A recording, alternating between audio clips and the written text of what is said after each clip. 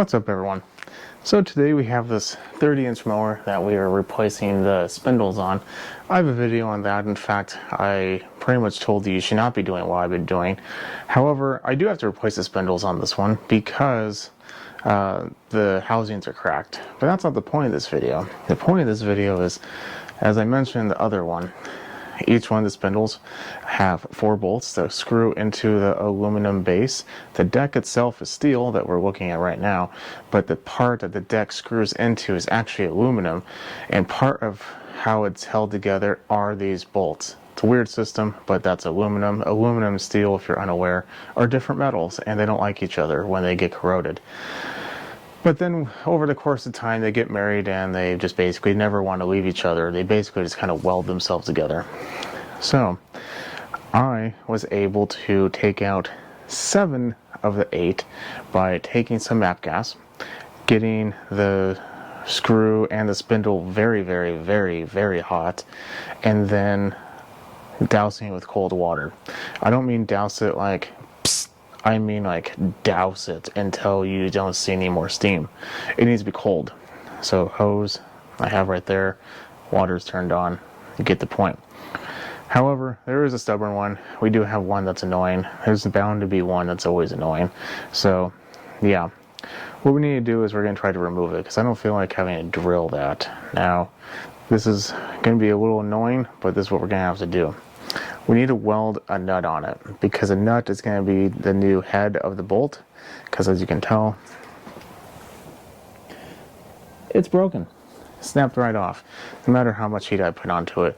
So the likelihood of this working, kind of nil, but in the chances that it does, I want to record it. And if it doesn't, well, this will never see the light of day. So first things first is I need to find a nut, which I have one. And then we need to get a welder.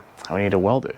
So that's the part that would be a little bit difficult for some people, but you potentially could get 2 nuts and just kind of, as long as they, the name's escaping me right now, they have like the little ridges on the bottom of it. It's late on the Friday. You know what I'm talking about. Anyway, so what I'm going to do is I'm going to find one and we're going to weld it. So I found a nut. It's not ideal. I'd want to be a little taller than this, but we basically just need like a thread or half a thread or so just to kind of keep it on there, and then we're going to fill the head of it with weld. So right now we have it looking like that, and I should have cleaned it, but the threads are mostly clean, so that's the important part. So what we need to do is we need to get it hot. When I do this, so here's the thing. We have like 1 inch of standoff here. That's not ideal. I have like 3 or 4 of these, so we might just be snapping them off left and right. If so, we might do that from the top. But that way, it's a little difficult. But we should be able to, because this is how the bolt was originally done, to do it this way, but like I said, we don't know. So what I mean hot is I don't put the wire speed very high. Now if you have a TIG welder, you just crank up the amps and, feed it up with whatever amount of filler wire you want to feed it up with. But the wire, the MIG welder, I don't really have that luxury. So I usually crank it up a little bit higher than I should and turn down the wire speed. But I also have a fairly thick wire in this welder, so that compensates for a lot. I'm just basically trying to get the bolt as hot as possible, and then we'll continue. It's a little hard to find bare metal on this without scraping it off, so I might have found it. I don't know. I hope so. Let's find out.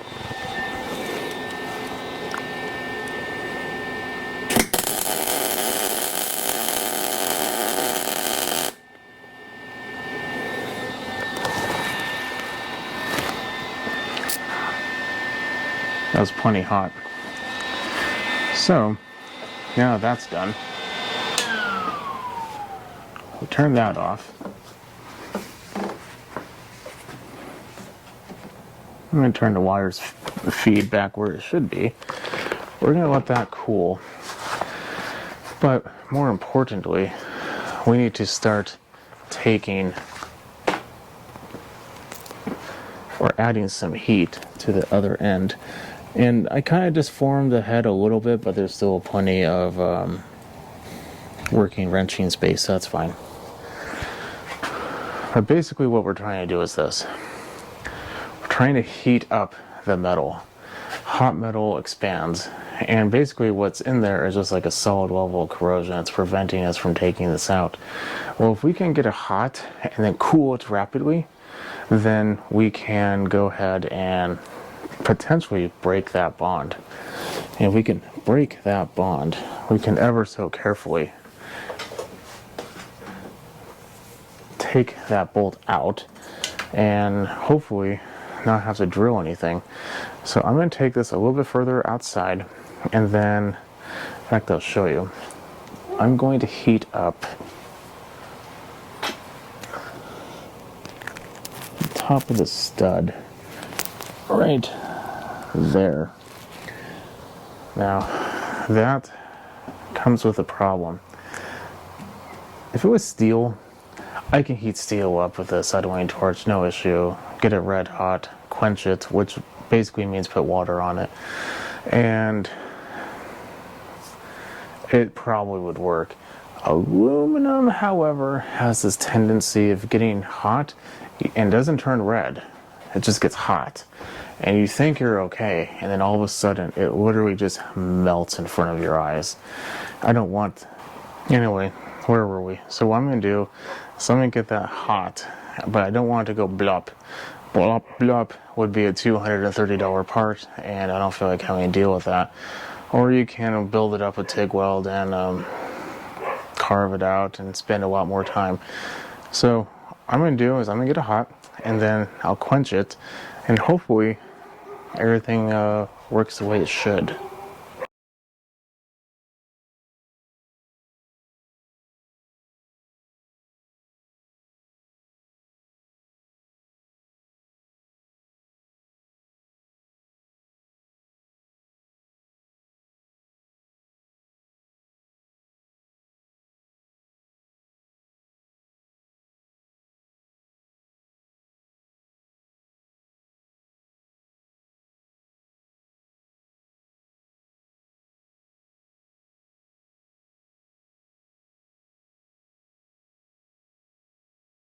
So what you just saw was what I have to deal with for the next week, and it's a typical Pacific Northwest spring.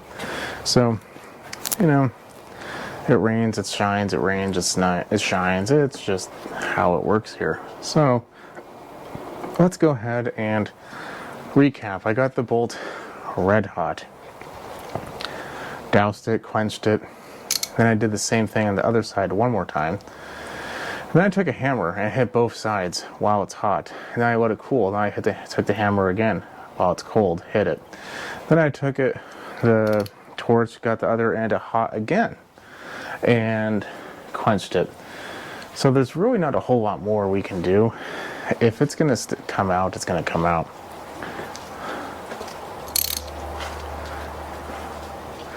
Let me just make sure my ratchet is set. I have a half a mind of trying to using an impact, but generally that doesn't work out very well. Oh, looks like the other nut I welded on there was a 1/2 inch instead of 9/16.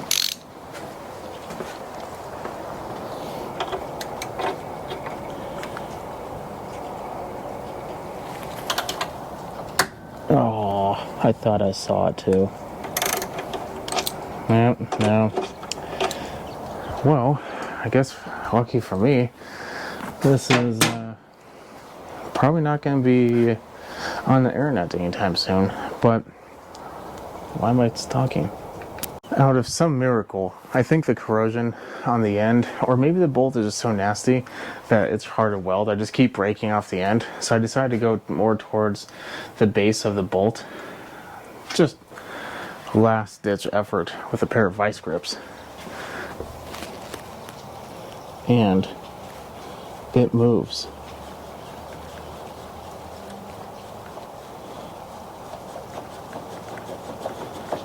So I think the other end's moving as well, so that's good. I think what I'm going to do is I'm going to try the nut one more time, except this time I think I'm going to do a nut pretty much at the base of the bolt, kind of get like a really good grip on it, and we will continue to do this again. But if this does work, that will be amazing. So having to drill and tap this is a real pain. I have a brush and a wire, or excuse me, a wire brush on my drill here, and clean everything as to the best of my ability.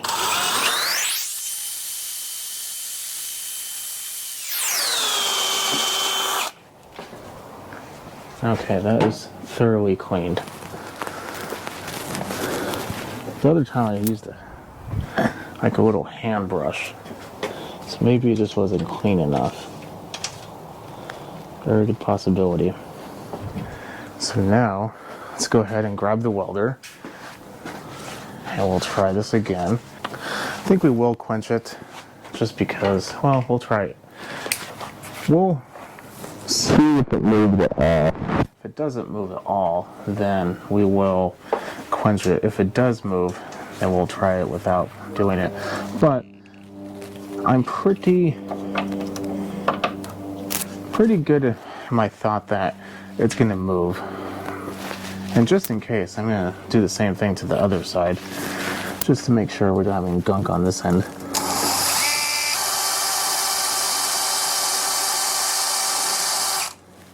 Technically, I've already done that, but we might have dislodged something, so we don't want to potentially have something that wasn't there before be causing us a problem.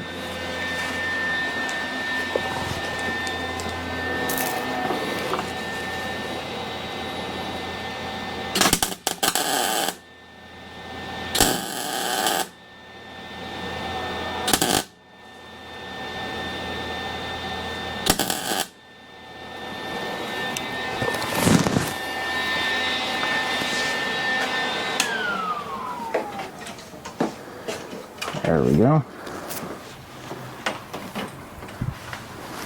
Now, let us try to remove it. I don't remember this was a 1/2 inch or 9/16 again. Of course it was 9/16.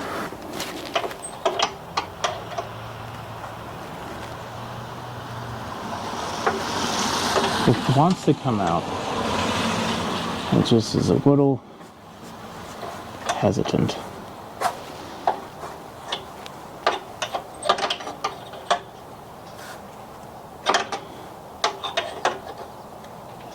It's so close.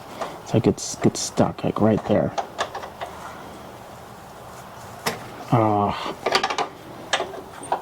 Nah, head snapped off again. You know what? I think I'm just gonna try to screw it back on. No, because then I think I'll try to weld it from the other end and the top one more time, just in case. But the problem here is just that the bolt is so degraded that no matter what, it just keeps breaking the bolt. So.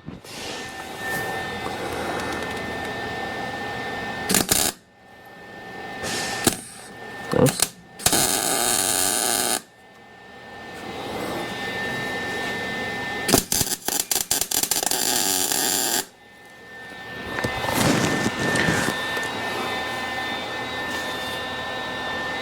Let's see how well that works.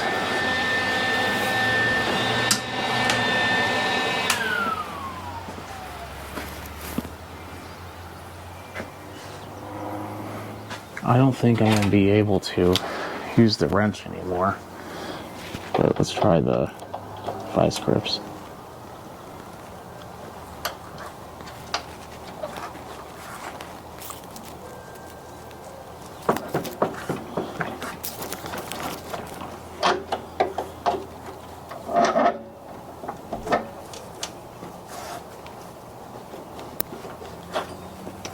Suppose we can try.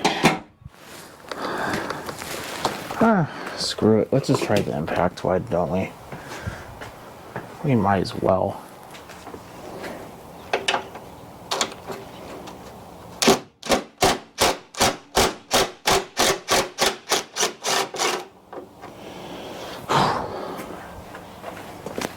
And there it went.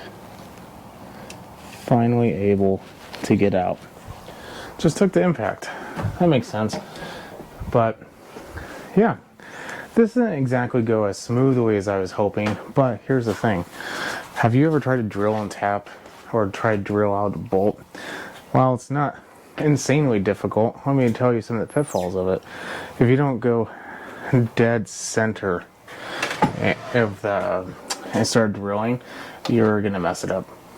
100% gonna mess it up, and then your hole's gonna be off center, and then you're not gonna be able to put in the new spindle. It's a giant pain. So spending the little extra time going through a few failed attempts like we've done here today is well worth your time. Unless you are an expert at drilling out these bolts, it's just not a good idea. What would I have done next? Well, probably would have tried at least one more time, and if that still wasn't happening, I would have broken all of the stud off from the underside. There's still a little bit on the front. I would have tipped it over, TIG welded a bolt there, because there would be little to no threads to have to really unthread or to unscrew, so I could begin to at least start at that point. And the top is actually fairly clean, so that one wouldn't have been a problem.